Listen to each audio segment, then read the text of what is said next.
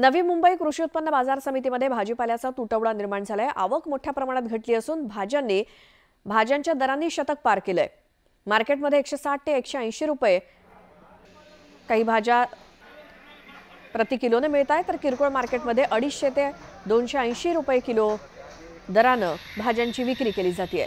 वाटाणा, गवार, घेवडा, टोमॅटो, दोडक्यांनी सुद्धा किरकोळ मार्केटमध्ये 100 ओलांडली आहे। तर तीव्र उन्हाळा आणि पाणी टंचाईमुळे भाजीपाल्याचं उत्पादन कमी झालंय। त्यामुळे नवी मुंबई बाजार समितीमध्ये आवक कमी झाल्यानं भाजीपाल्याचे दर सुद्धा गगनाला भिडलेत।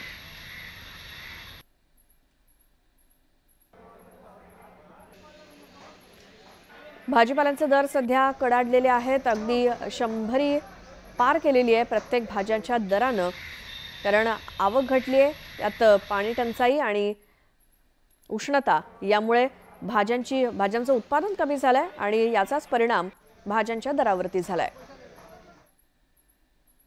बाजार समिती नवी मुंबई या ठिकाणी आणि आपण बघत असाल संपूर्ण राज्यामध्ये गरमीच्यामुळे भाज्यांची आवक आहे ही प्रचंड मोठ्या प्रमाणामध्ये घटलेली आहे आणि त्याचा थेट इफेक्ट जो आहे तो सामान्य ग्राहकांवर पडलेला आहे। भाज्यांचे दर म्हणजे प्रत्येक भाजीचा दर हा जवळपास शतकाने गेलेला आहे। शतक पूर्ण झालेलं आहे। अशा प्रकारचे भाज्यांचे दर झाले होते। 8 दिवसापूर्वी ज्या भाजीचा दर 50 रुपये होते त्याचा आता 100 रुपये झालेले आहे। आपण कृषी उत्पन्न बाजार समितीच्या या व्यापाऱ्यांबरोबर चर्चा करणार आहोत। एकंदरीत या भाज्यांचे दर ज्याप्रमाणे आहेत हे सामान्यांना न परवडणारे आहेत।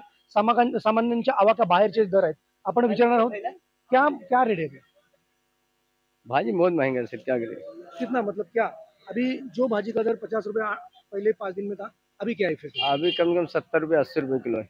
अच्छा, कौन से ऐसी सब्जियां हैं जो सेंचुरी पार कर चुके हैं? कर चुके हैं। टमाटर हो गया, फरसी हो गया, शिमला हो गया, भिंडी हो गया, ये सब भाजी बहुत महंगा है। अच्छा, तो ये क्या इफेक्ट लगता है? ग्राहक कम आ रहे हैं? ग्राहक कम नहीं है, माल आ नहीं रहा। खेती से आवाक होएगा तभी होएगा। गर्मी से धूप की वजह से सब सूख गया खेती में माल।